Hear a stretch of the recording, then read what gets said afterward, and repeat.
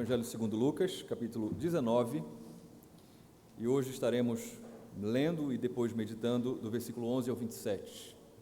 Lucas 19, dando sequência, retornando às nossas exposições neste terceiro Evangelho, estaremos hoje no capítulo 19, versículo 11 ao 27.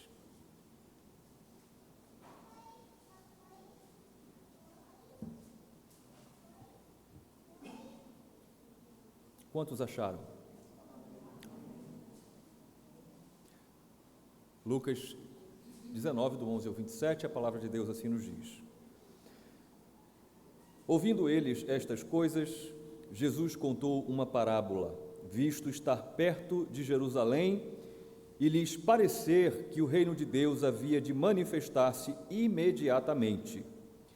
Por isso Jesus disse: certo homem nobre partiu para uma terra distante, a fim de tomar posse de um reino e voltar. Chamou 10 dos seus servos, confiou-lhes 10 minas e disse-lhes: negociem até que eu volte. Mas os seus concidadãos o odiavam e enviaram após ele uma embaixada, dizendo: não queremos que este reine sobre nós. Quando ele voltou, depois de ter tomado posse do reino, mandou chamar os servos e quem tinha dado dinheiro, a fim de saber quanto tinham conseguido ganhar em seus negócios. O primeiro se apresentou e disse: Senhor, a sua mina rendeu 10. O Senhor lhe disse: muito bem, servo bom.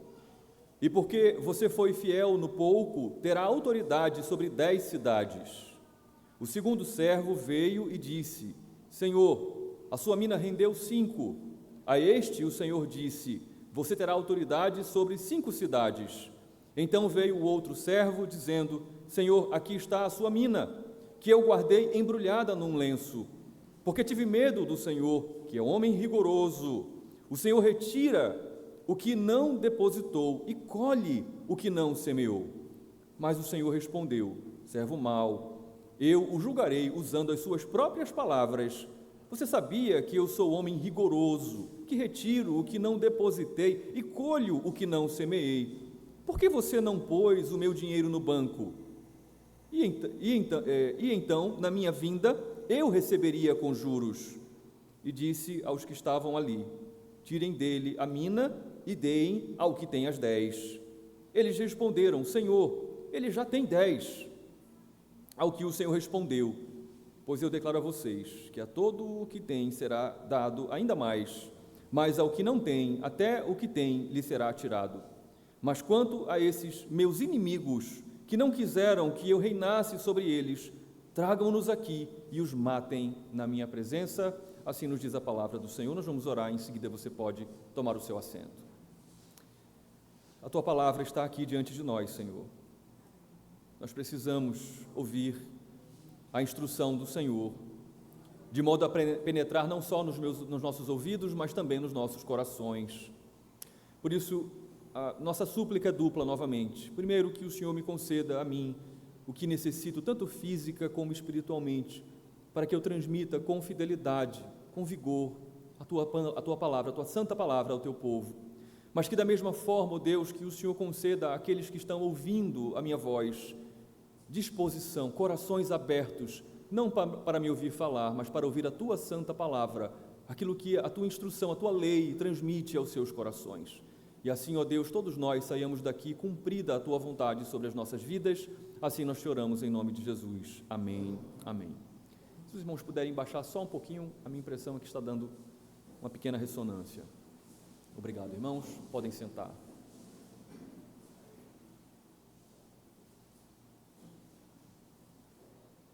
Uma pequena observação: passei a tomar mais água, então é possível que você me veja tomar mais água do que o habitual. O Filho do Homem veio buscar e salvar o perdido. Assim termina, ficou muito baixo na minha opinião, obrigado. Lucas 19, versículo 10. É a declaração final do nosso Senhor quanto à salvação de Zaqueu. Mais um publicano que havia sido alcançado pela graça de Deus. mas um pecador arrependido, que teve convicção pessoal dos seus pecados. O Filho do Homem veio para buscar e salvar o perdido. Mas essa frase, ela não é apenas o fim da narrativa evangélica quanto à conversão de Zaqueu. Ela também é o resumo, é a síntese de uma sessão que começou no capítulo anterior, lá no capítulo 18, especificamente o versículo 9, e vai terminar agora, no capítulo 19, o versículo 27, e você vai lembrar dessa sessão quando eu fiz menção várias vezes desde o seu início. A grande pergunta é: quem são aqueles que vão participar do reino de Deus? Capítulo 18, versículo 26, aqueles que estavam ouvindo o Evangelho perguntaram: quem é que há de ser salvo? Então, esta frase que registra a conversão de Zaqueu é também uma síntese que fala sobre todos aqueles que vão participar do reino, aqueles que foram alcançados pelo Evangelho. Mas, ainda esta frase, o Filho do Homem veio buscar e salvar o perdido, começa a tratar, a expor o último episódio registrado no Evangelho segundo Lucas, de uma série de narrativas que ele registra dessa viagem de Jesus até Jerusalém. Vai terminar agora no capítulo 19, versículo 27, mas começou lá no capítulo 9, versículo de número 5. O versículo 11, que começa a sessão que nós vamos hoje meditar, ele começa dizendo que eles ouviram estas coisas. A Nova Versão Internacional traz uma tradução mais adequada para contextualizar você há 2, 3 semanas atrás, na última exposição que nós tivemos, ou para aqueles que não tiveram oportunidade de estar. A NVI diz assim: estando eles a ouvi-lo. O tempo verbal do início do versículo 11 dá a ideia de uma ação que está em continuação, está em andamento. Ou seja, o nosso Senhor ainda está em Jericó. Os ouvintes que estão ouvindo o seu ensino, a sua palavra nesse momento, ainda são os mesmos ouvintes que presenciaram o ensino dele naquele contexto da confissão pública de Zaqueu, quando Zaqueu reconheceu os seus pecados, declarou a sua fé e disse: se eu defraudei alguém, eu vou restituir 4 vezes. Então, esses são os ouvintes. E aí o versículo 11 avança nos dizendo que Jesus conta para eles uma parábola, visto estar perto deles chegarem em Jerusalém, e eles, ou seja, esses ouvintes, parecer para eles que o reino de Deus havia de se manifestar imediatamente. O Messias está às portas de Jerusalém, quem lembra? Jericó ficava a 17 quilômetros de Jerusalém, e segundo o versículo 11, isso leva aqueles que estão ouvindo a Jesus, e muitos dos que os estão acompanhando, inclusive os seus discípulos, a entenderem, a pensarem aquilo que está no versículo 11. O versículo 11 está nos justificando, está introduzindo por que esta parábola foi contada. O tão esperado momento do reino de Deus se manifestar, de Israel ser restaurada a sua condição de nação, está chegando, é o que muitos pensam. Afinal de contas, o próprio Senhor Jesus já havia declarado isso. Lá no capítulo 11, versículo 20, ele disse: é chegado o reino de Deus entre vós. E o contexto foi bem desagradável. Ele estava sendo acusado de expulsar demônios pelo poder de Belial. Ele diz: não, se eu estou fazendo isso pelo dedo de Deus, pela ação divina, então é sinal de que o reino de Deus é chegado até vós, chegou entre vocês. Então há uma expectativa muito grande, e o Senhor Jesus sabe disso. E sabendo disso, ele escolhe exatamente esse momento, o momento que sucede, que vai depois a conversão de Zaqueu, para tratar dessa grande expectativa que havia nos corações. E a sessão é a mesma, por isso que eu digo, a expectativa é: nós queremos participar do reino, nós queremos a manifestação visível do reino de Deus, porque certamente será uma bênção para nós, e nós estamos aguardando a manifestação do reino de Deus. Jesus vai dizer: sim, está próxima a manifestação, o clímax, a manifestação visível do reino de Deus. Mas ele vai dizer: o clímax da manifestação do reino de Deus não vai ser a derrubada de Roma. Ele vai dizer que o clímax da manifestação do reino de Deus vai ser revelado na cruz do Calvário. Ainda há de haver um tempo antes da consumação final desse reino, antes dessa revelação final do reino. E essa parábola, como você vai observar, vai nos ensinar isso. Essa parábola que é descrita aqui no capítulo 19, versículo 11, eu preciso fazer menção, não é a mesma parábola dos talentos que nós vamos encontrar em Mateus capítulo 25, especialmente do versículo 14 até o versículo 30. Não. Ambas as parábolas têm semelhanças em relação ao ensino e ao propósito, mas também têm as suas distinções, e nessa exposição não tem orientação do Senhor de fazer uma grande comparação entre essas duas parábolas, mas algumas comparações iniciais para que você possa compreender o conteúdo, aquilo que o Senhor quer nos ensinar nesta noite. Olhe para a sua Bíblia, especificamente agora a partir do versículo 12. Por isso Jesus disse: certo homem nobre partiu para uma terra distante, a fim de tomar posse de um reino e voltar.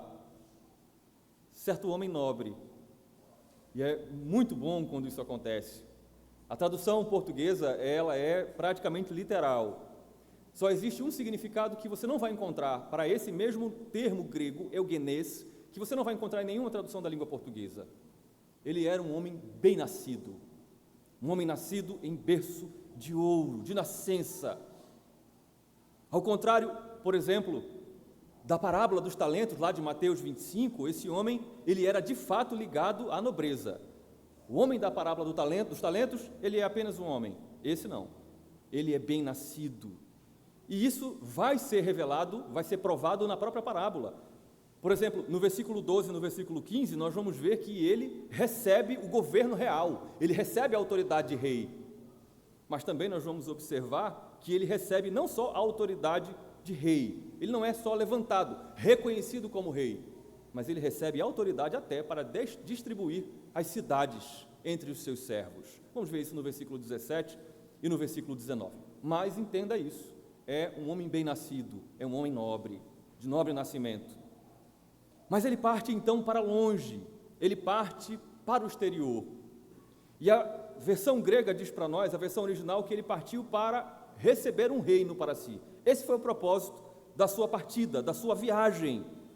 Mas após ele receber esse reino, ainda no versículo 12, ele vai voltar, não com um território na sua bagagem, ele não vai voltar com um país, ele vai voltar com a autoridade de rei, para exercer o seu legítimo ofício. É interessante porque essa parábola é contada pelo Senhor Jesus, é uma parábola dada a nós, igreja do Senhor, pelo Espírito Santo de Deus, mas nesse tempo em que essa parábola é contada, haviam duas histórias que os ouvintes de Jesus conheciam muito bem, e eram histórias verídicas, eram histórias de fato de duas autoridades, dois candidatos ao reinado, que podem ter sido usadas pelo Senhor para facilitar a compreensão daqueles que estão ouvindo o Evangelho aqui. Um era Herodes, o Grande, que 40 anos antes do nascimento do Senhor, ele vai a Roma para ser empossado rei, e ele de fato é empossado rei e volta como rei. Mas num segundo momento, 4 anos antes de Jesus nascer, Arquelau, o filho de Herodes, ele também vai para Roma para ser empossado como rei. No entanto, ele não recebe o título de rei. Ele apenas recebe um título de etnarca, que é o governador de uma parte pequena, de onde ele iria governar, mas ele não volta como rei. E vamos pensar um pouco sobre isso um pouco mais adiante. Mas o fato é que, nessa parábola que o Senhor conta, está claro o contexto. Esse homem nobre, ele sai para receber a realeza, para receber o título de rei. Será que ele será um Herodes ou será que ele será um Arquelau? E quando ele sai, ele precisa que os seus servos fiquem para administrar os seus bens, até que ele volte de viagem, durante um período específico. Então nós temos o versículo 13, que nos diz que ele chamou 10 dos seus servos e confiou-lhes 10 minas e disse-lhes: negociem até que eu volte. Ele chama, e o verbo chamar aqui não é um verbo de um convite qualquer, é um chamado repleto de autoridade de alguém que exige a presença daquele que é chamado. Não foi simplesmente uma opção, venham se vocês quiserem, foi uma convocação, venham aqui. E então apresentam-se 10 servos. A palavra servo, na língua grega, é doulos, que significa literalmente escravos. Mas é interessante, antes de pensarmos sobre os doulos, sobre os escravos, sobre os servos, sobre os súditos, que aqui o texto nos traz caprichosamente o número 10. E na Bíblia, o número 10, toda numerologia bíblica tem um significado. E existem dois números muito especiais, o número 7 e o número 10, que sempre são associados à ideia de completude, plenitude daquilo que está querendo se ensinar. Então, nós podemos entender aqui o versículo 13 de duas formas, à luz da Bíblia. Primeiro, que o Senhor, esse rei, esse esse nobre que está indo para ser levantado rei, ele chama 10 dos seus servos. Fechado, o número 10. Ou podemos entender que o Senhor Jesus está usando esse número não por acaso, mas ele está usando o número, como ele vai usar o número 3 quando for se referir a apenas 3 dos 10 que ele chama, para dizer que ele está chamando todos os seus servos a esta responsabilidade. Que responsabilidade é esta? O verbo é confiar. Transmitir literalmente a posse. Está com vocês, está sob a posse de vocês 10 minas, ou como é traduzido na nova tradução da linguagem de hoje, moedas de ouro, que é o tema do nosso sermão, e você vai entender por quê. A mina era uma moeda de prata, não era de ouro,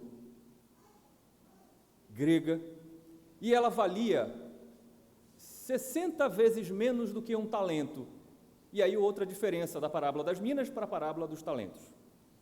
Ela equivalia a mais ou menos 100 dracmas, que é o equivalente ao denário romano. As dracmas são a unidade de medida monetária dos judeus e os denários a unidade de medida dos romanos. Se você lembrar direitinho, um denário equivale a um dia de trabalho braçal, consequentemente uma dracma também.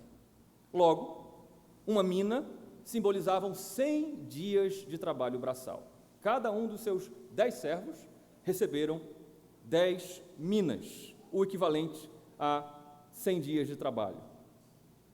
A quantia não era muito grande, comparado com a riqueza que esse homem tinha. Ele era bem nascido, mas a ordem foi muito clara e direta. Vocês receberam, cada um de vocês, uma mina, e vocês devem negociar. E imediatamente, esse é o significado do verbo, negociar, é isso mesmo, monetariamente, fazer render, lucrar. No entanto, o verbo, ele inclusive é o verbo que tem a raiz de pragmatismo, ele começa com essa expressão, pragmas. A ideia é, estejam ocupados com este negócio, vocês vão receber esta quantia e vocês devem dedicar, esta é a ordem, vocês devem dedicar a atenção de vocês, devem ocupar a vida de vocês com este negócio. Fazer render, lucrar aquilo que eu entreguei a vocês até que eu volte, durante um período de tempo. Vamos então para o versículo 14. Mas os seus concidadãos o odiavam e enviaram após ele uma embaixada, dizendo: não queremos que este reine sobre nós. Lembra que agora há pouco foi referido um fato histórico envolvendo Herodes e Arquelau, e que Arquelau, filho de Herodes, não conseguiu ser nomeado rei. Aqui eu trago para você a notícia com base no versículo 14, a associação. Naqueles dias foi enviada para Roma uma delegação, uma comitiva, para dizer que não queriam que Arquelau fosse firmado como rei. Foi uma delegação de oposição, não levantem ele como rei sobre nós, porque nós não queremos.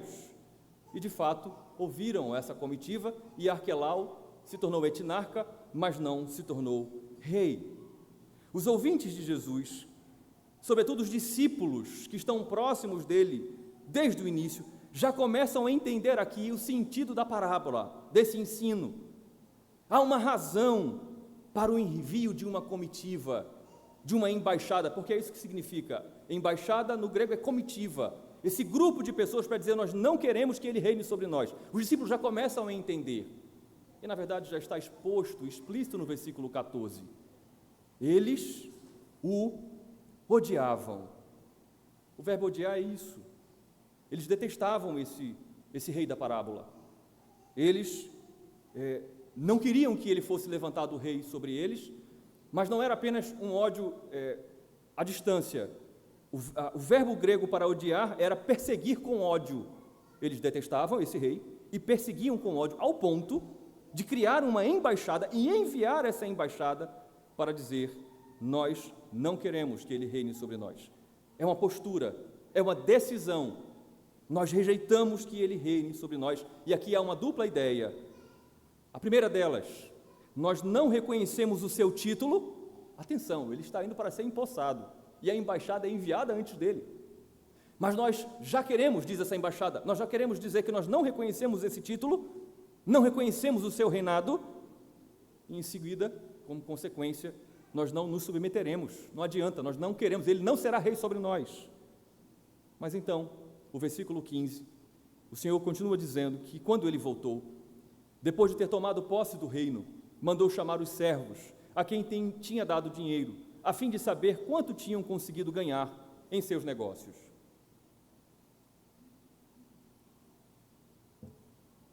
Esse homem nobre,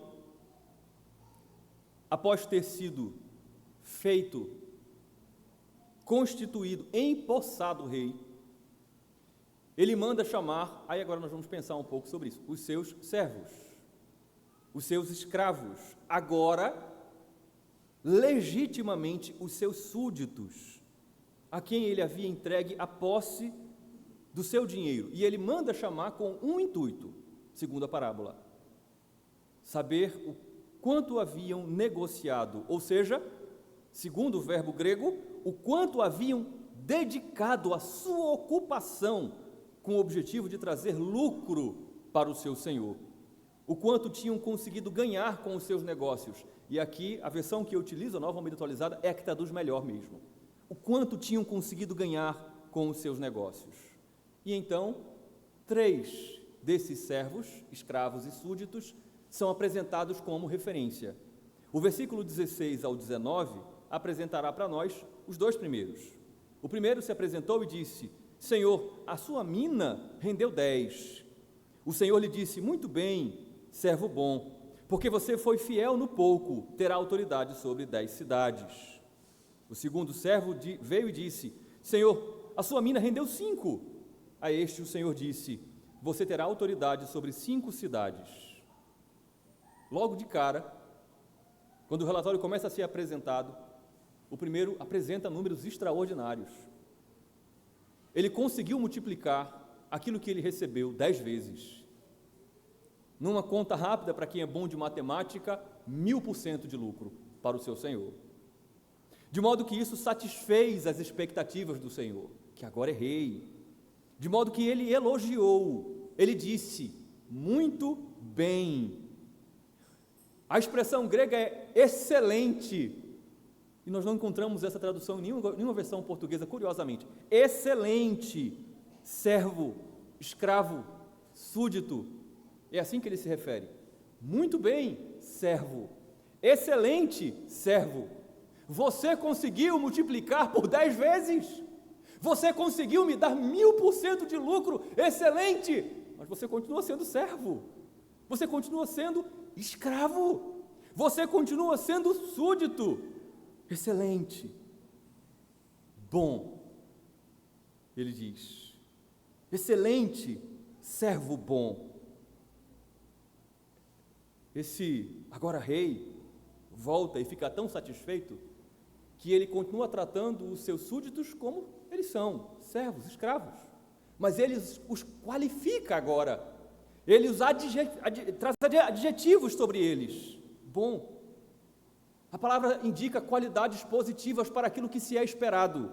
Imagine, esse senhor volta, encontra esse primeiro servo e chama ele de bom e diz: eu encontrei em você as qualidades específicas que eu esperava.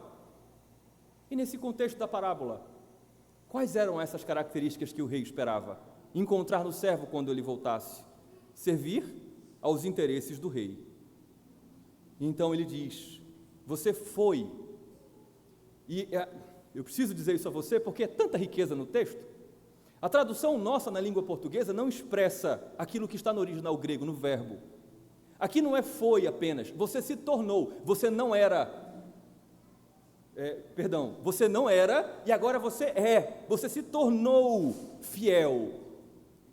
Não é apenas uma manifestação de uma ação, mas de uma condição. Você foi testado, você foi provado, você foi colocado sob as minhas vistas para ver o que você faria, se você ocuparia o seu tempo com os meus negócios, e você se tornou fiel. E a palavra fiel é literalmente confiável. Você se tornou confiável. Você adquiriu, diz o rei, a minha confiança. E você fez isso no pouco. A palavra grega é no menor, no insignificante.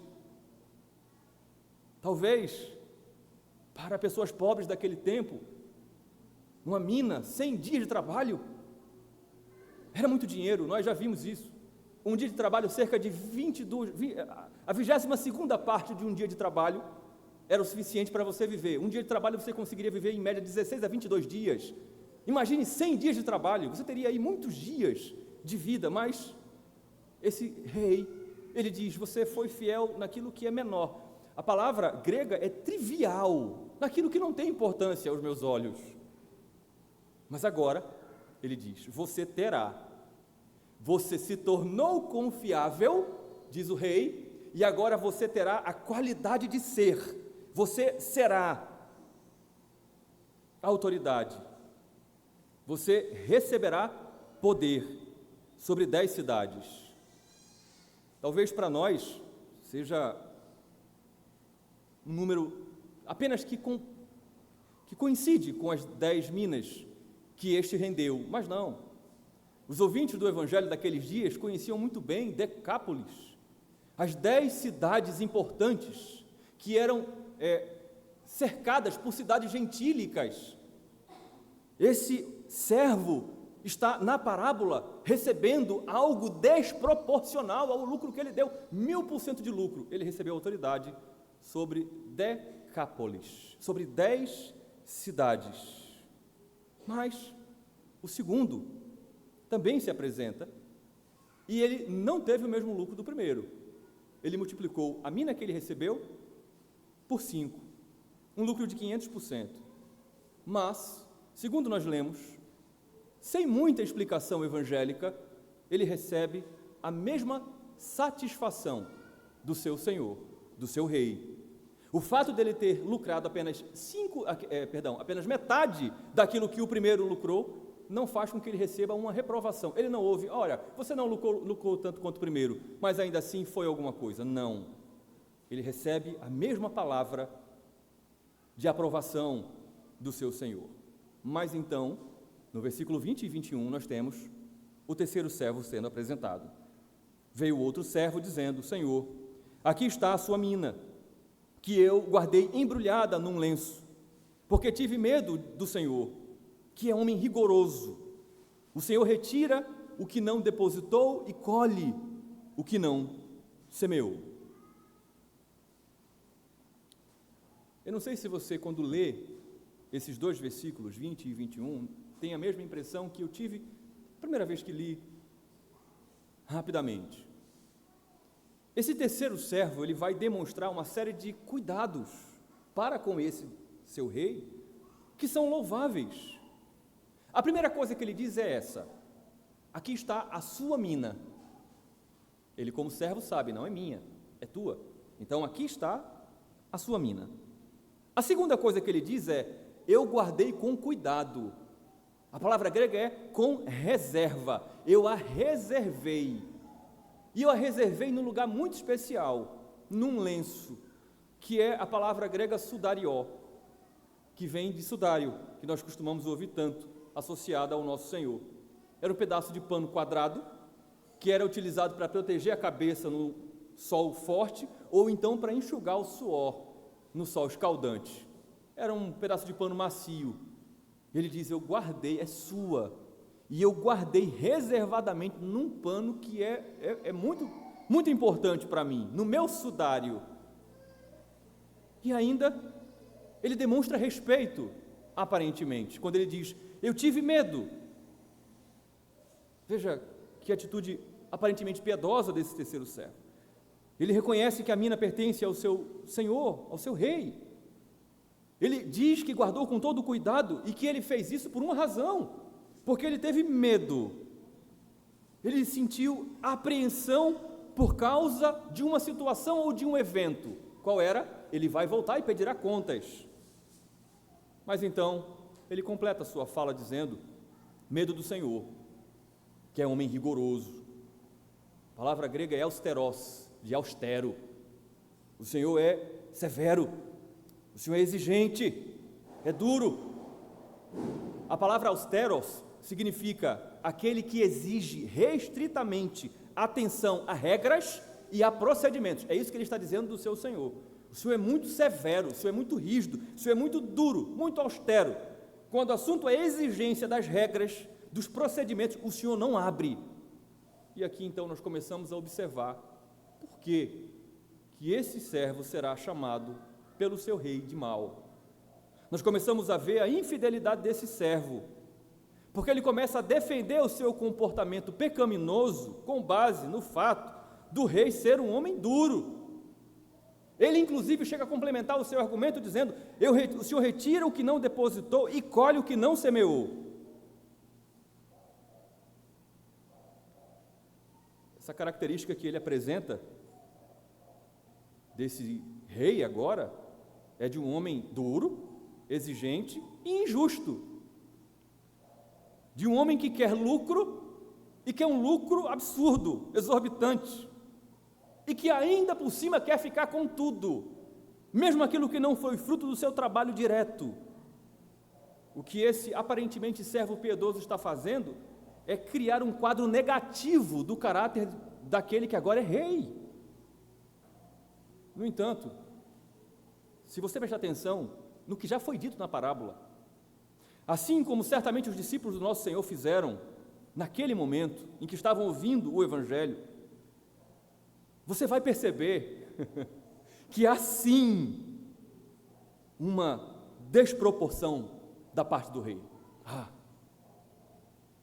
Mas essa desproporção não é esta acusação de ganância, de dureza, de austeridade desmedida. Não é essa proporção. A desproporção não é em ganância, é em generosidade. 1000 dias de salário rendidos concederam ao servo autoridade sobre 10 cidades. Aquele que rendeu apenas 5, sobre 5 cidades inteiras. E então, por causa disso, para instrução do povo de Deus, o Senhor não cessa, graças a Ele, o seu ensino na parábola. Ele diz que o Senhor respondeu, versículo 22, servo mau. Do mesmo jeito que Ele qualificou, dizendo, foi encontrado em você, servo bom, as características que eu esperava encontrar quando eu voltasse, Ele qualifica esse terceiro servo como mau. Não estou encontrando em você as características que deveriam haver. Ele diz, eu o julgarei usando as suas próprias palavras. Você sabia que eu sou um homem rigoroso. E aí, veja que interessante, que retiro o que não depositei e colho o que não semeei. Primeiro ele diz, eu vou julgar você, e vou usar como base para o seu julgamento as suas próprias palavras.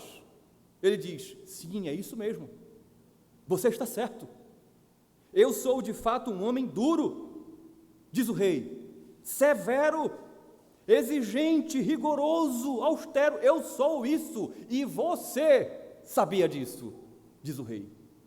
Ele diz, eu nunca enganei você, meu servo, eu nunca omiti de você essa minha característica, você sabia muito bem quem eu era.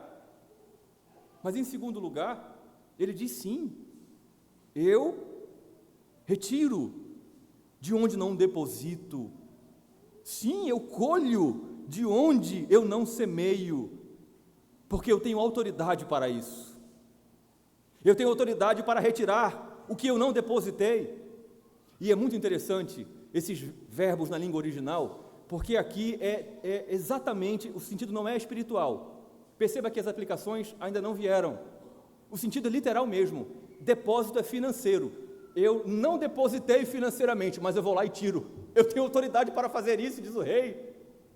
Eu não plantei, eu não lancei a semente, mas eu vou lá e o colho. Diz o rei: você está certo. Ele está dizendo: eu tenho autoridade para isso. Eu tenho autoridade para pegar aquilo que eu não depositei. Eu tenho autoridade para colher o que eu não semeei. Sabe por quê? Porque eu sou rei. Porque eu sou soberano. Porque tudo é meu.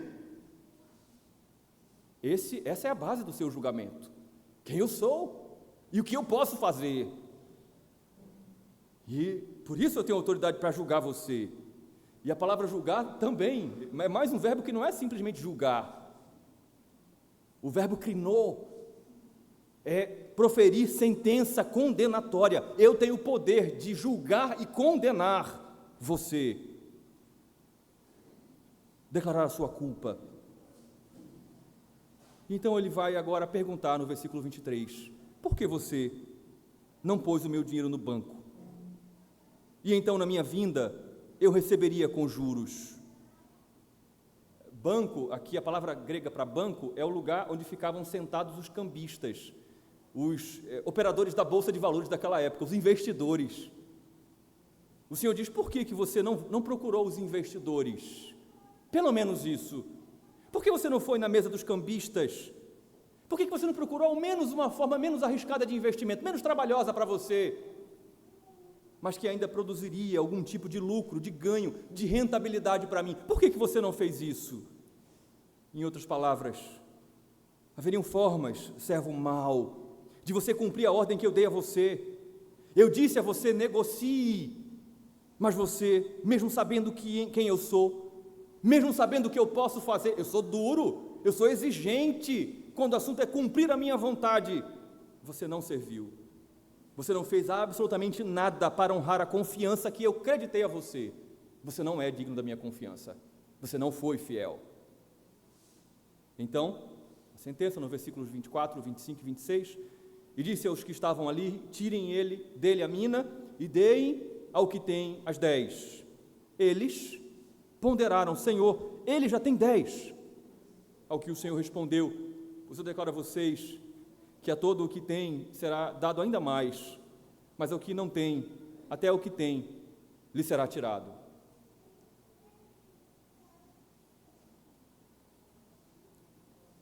Eu também preciso me habituar com essas pausas.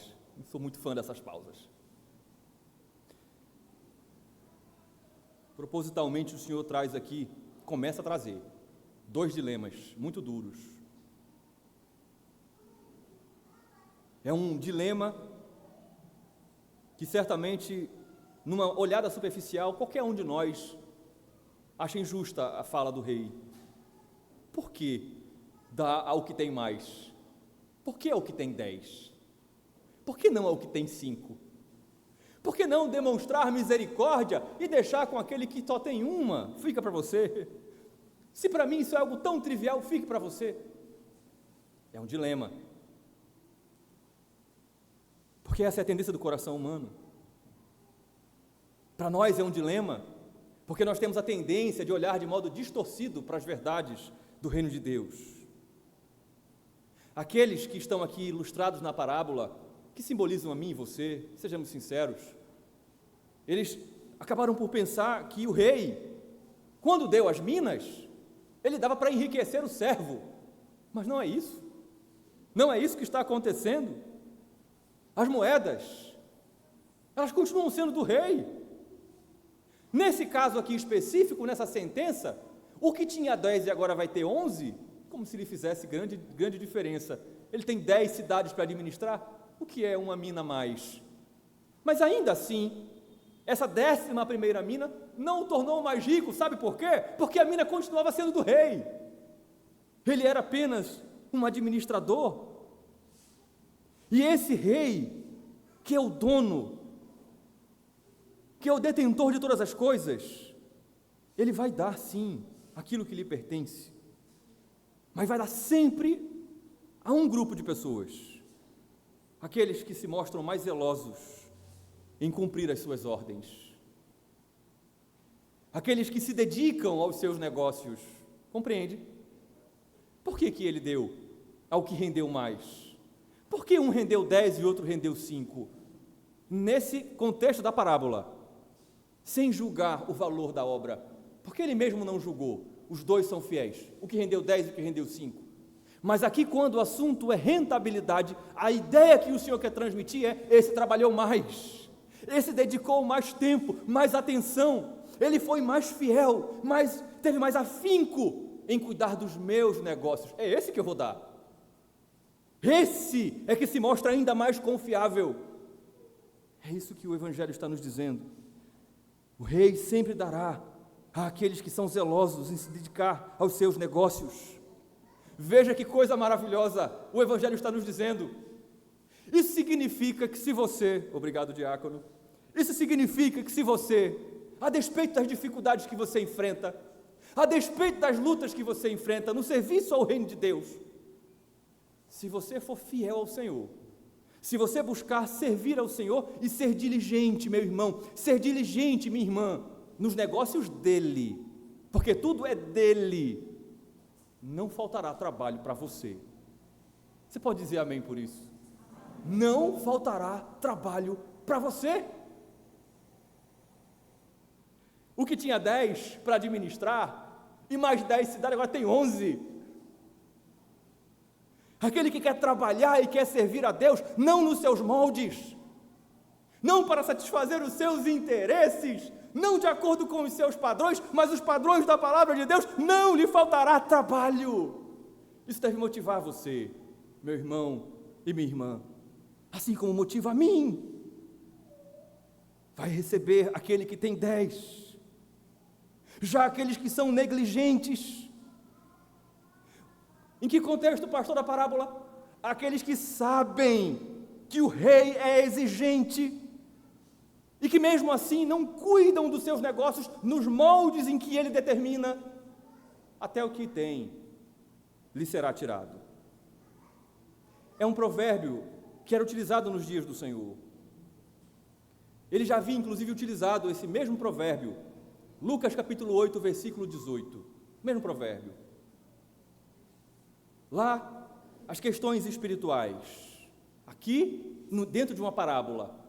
Lá, quanto mais você buscar, mais você vai ter espiritualmente. Quanto mais você negligenciar, menos você vai ter. Aqui, na parábola, quanto mais você trabalhar e servir e for fiel, mais Ele vai te dar. A pessoa ganha ou perde no reino de Deus. Ela ou avança ou declina, ou ela serve o rei, ou ela serve as riquezas, mamon. É impressionante como esta parábola, que para que nós não tivéssemos que dividi-la em duas exposições, ela tem todos os elementos, sem exceção, de tudo que o Senhor vem tratando nessa última sessão do Evangelho segundo Lucas, todas. A associação é com tudo, aquilo que o Senhor já ensinou. Ouça com atenção, igreja do Senhor. No reino de Deus não há estagnação. No reino de Deus, você não pode enterrar o seu talento. Já ouviu isso, não é? Mateus 25. No reino de Deus, você não pode achar que a maneira como você serve a Deus, a maneira que você escolhe servi-lo, fora dos seus padrões, dos seus parâmetros, será aprovado por Ele. É tudo teu, está aqui. Olha que eu guardei com todo carinho, eu reservei, está reservado. Veja, tirei aqui do meu pano de enxugar o rosto, está aqui, é teu. Servo mau, negligente, você não cumpriu a ordem que eu dei a você, você não seguiu os padrões da minha palavra, da minha ordem, da minha orientação. Vai ser tirado de você, porque você foi infiel, você não é confiável, como os servos que foram diligentes. Mas então vem um segundo dilema, versículo 27. Mas, quanto a esses meus inimigos, que não quiseram que eu reinasse sobre eles, tragam-nos aqui e os matem na minha presença.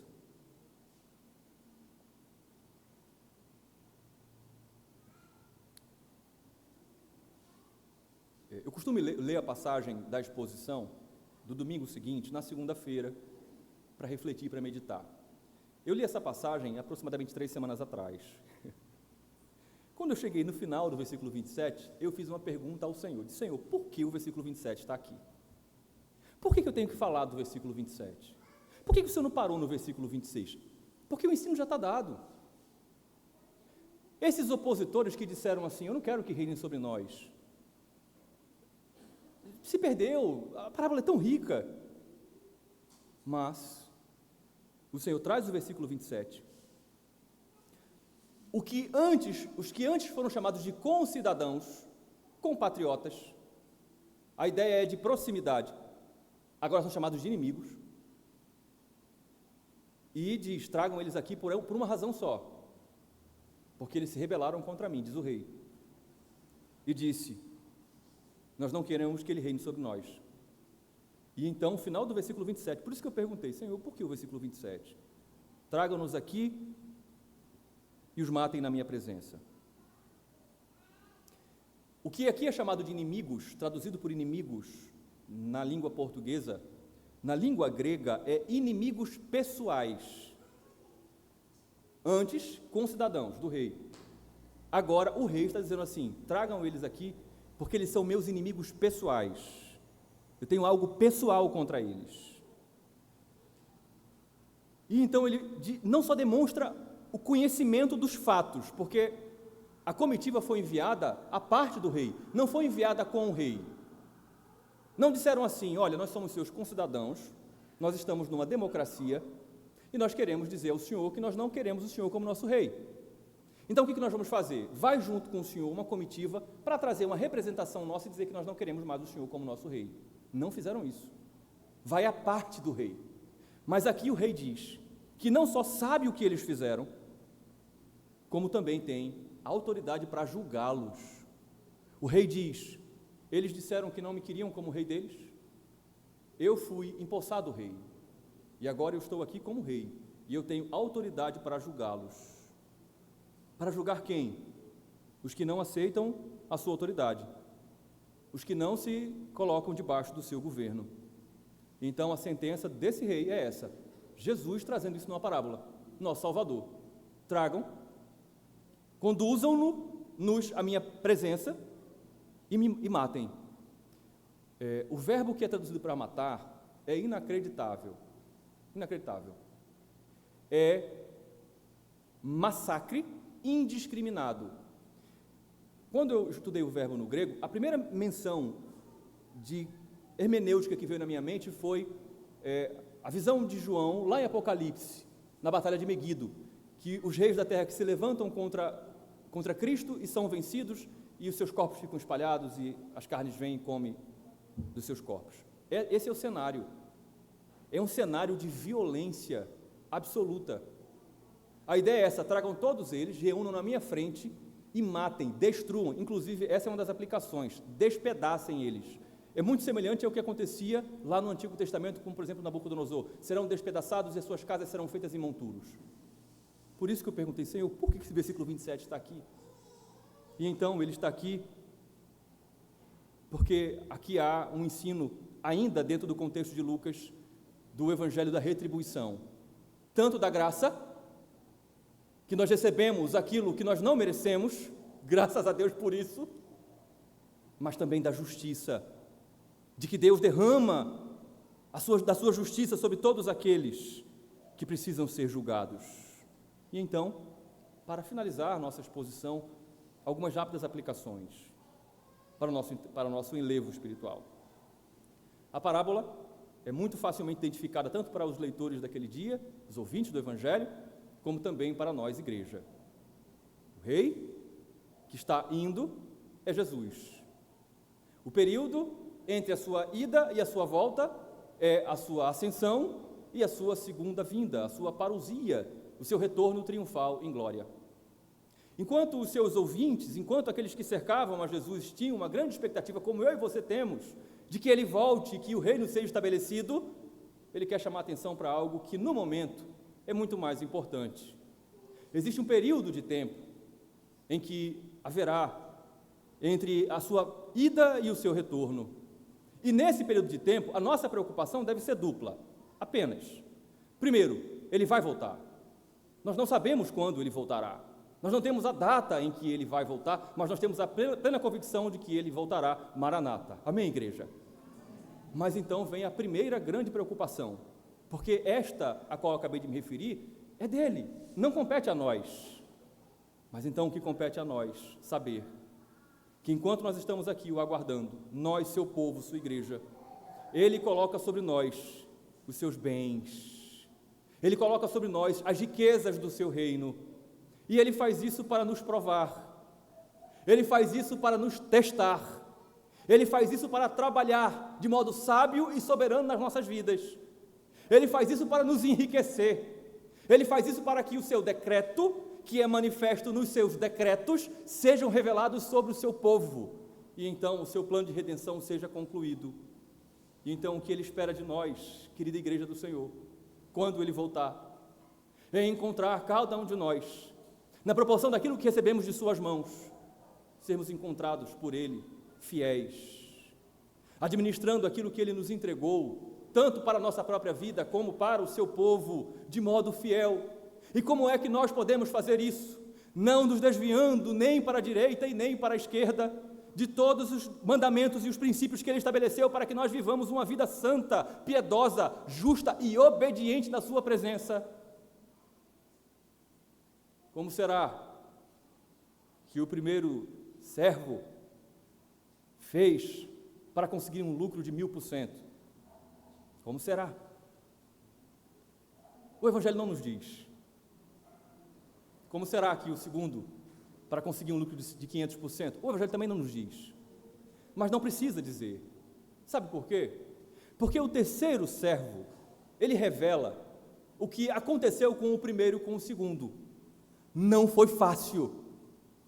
Foi amedrontador, ao ponto do terceiro servo dizer: eu não vou me meter nisso.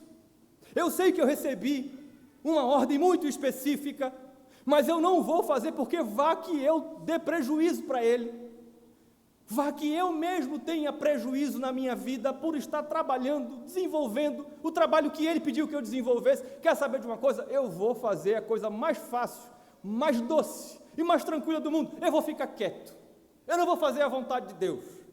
E aí quando ele chegar eu tenho todos os argumentos, e a culpa no fim da minha infidelidade, eu vou dizer que é dele. É porque ele é muito duro, ele é muito exigente, ele é o rei. Certamente não foi fácil para aqueles que lucraram para o seu rei. Assim, meu irmão e minha irmã, que não é fácil para mim e para você, dá medo lidar com as coisas de Deus, dá medo saber que ele de fato é um Deus santo, justo, que nós não estamos à altura das responsabilidades espirituais que ele nos deu. Mas o Evangelho está nos dizendo que nós não podemos temer obedecê-lo, nós não podemos nos desviar da sua palavra, não, nem só individualmente, como comunitariamente, como igreja, nós precisamos seguir, por uma razão só, porque ele está voltando, porque ele se apresentará diante de nós e perguntará a nós o que foi que nós fizemos com aquilo que ele colocou nas nossas mãos e o que nós vamos dizer a ele. Deixe-me dizer a você, sirva a Deus com fidelidade, sirva a Deus com fidelidade, e não se preocupe com o que vai acontecer com você, não se preocupe com o que vão dizer de você, não se preocupe com o que vão fazer contra você, contra a sua família, contra os seus bens. Eu me lembro dos nossos irmãos na África, por exemplo, como nós estivemos recentemente refletindo sobre isso. Não se preocupe com isso, não se preocupe se você tiver que dar a sua vida para lucrar para o seu Deus. Se preocupe apenas com uma coisa: quando ele estiver diante de você e perguntar, me preste contas. Essa deve ser a sua preocupação, essa deve ser a minha preocupação. Preste contas para mim, o que foi que você fez? Você cumpriu a minha vontade segundo a minha palavra, a minha lei? Porque se isso aconteceu, então ele virá e dirá para nós: eu encontro em vocês qualidades que eu esperava encontrar. Vocês são confiáveis. Deus dizer isso de mim, de você. Eu confio em você. Do contrário, irmãos, ele dirá que nós somos maus, perversos. Ele não nos contará como os seus. Deixa-me dizer a você, meu irmão e minha irmã, em nome de Cristo, A sua vida de oração é uma mina que Deus lhe deu. É uma mina. A sua vida de leitura da Bíblia é uma mina. A sua vida de serviço a Deus na igreja é uma mina de Deus. E aí as aplicações são tão grandes. A maneira como nós nos tratamos, como nós evangelizamos, olhamos para os pecadores lá fora, a maneira como administramos nosso dinheiro, nosso tempo, tanta coisa, tudo que envolve a nossa vida. Nós somos servos, escravos, súditos. Somos e sempre seremos. Comparados a Ele, que pode retirar o que não depositou e colher o que não plantou, nós somos e sempre seremos servos, nada mais do que isso. Mas o versículo 27 está aqui. O versículo 14, na verdade, se apresentou antes. Há aqueles concidadãos desse rei que frontalmente dizem, ele está indo para onde? Ele está indo para o céu, para depois voltar e reinar sobre nós. Nós não queremos. É o versículo 14 que diz isso. O versículo 14 está dizendo que isso é uma tentação que há no coração humano pecador, de eu e você, ao invés de olharmos para as coisas de Deus e tratá-las com o rigor que elas merecem, de nós nos rebelarmos e dizermos: Ele não reina sobre a minha vida, Ele não reina sobre as minhas decisões, sobre as minhas ações. O padrão que eu sigo não é o padrão da Bíblia, é o meu padrão. Não é o padrão da Bíblia dentro do seu contexto adequado, mas é o contexto que eu quero dar a ela. O versículo 27 está aqui para fechar o que Lucas, cheio do Espírito Santo, trouxe para nós. Sim, há aqueles que herdarão o reino, que tomarão posse do reino, mas há aqueles que não tomarão. Há aqueles que pensam que o rei não sabe, ele sabe. Há aqueles que pensam que o rei não tem autoridade, ele tem autoridade. Há aqueles que pensam que no final vai estar tudo certo, porque afinal de contas ele é amor. Mas o versículo 27 diz que não. O versículo 27 está em perfeita harmonia com Hebreus capítulo 10. Horrenda coisa é cair nas mãos do Deus vivo. Ele é fogo consumidor. Deus, Ele traz juízo sobre aqueles que se levantam contra Ele. Ele destrói. Ele amontoa e chacina, despedaça todos. Mas esta não é, graças a Deus, a nossa realidade. Esta não é a nossa vida como igreja. E aí eu quero finalizar a mensagem me referindo ao título. A mina era uma moeda de prata, mas ali era uma parábola. Deixa-me perguntar a você, qual é o metal mais precioso? A prata ou o ouro? Para os gregos, para os judeus, para os romanos, valia o que a prata valia. Extraindo os ensinos dessa parábola para o nosso coração, olhando para estas minas como preciosidades de Deus, confiadas a nós, elas não valem para nós como a prata, mas valem para nós como o ouro. São para nós prioridade. Quantas moedas de ouro o Senhor te deu? Já parou para contar? Talvez seja um bom dever de casa para você, para mim. Conte. Quantas moedas Deus deu a você? Separe elas, como você faz quando quebra um miaeiro. Talvez você encontre uma que esteja meio oxidada, porque faz tempo que você não mexe nela. E então, depois de olhar para todas as moedas de ouro que Ele te deu, cuide de cada uma delas.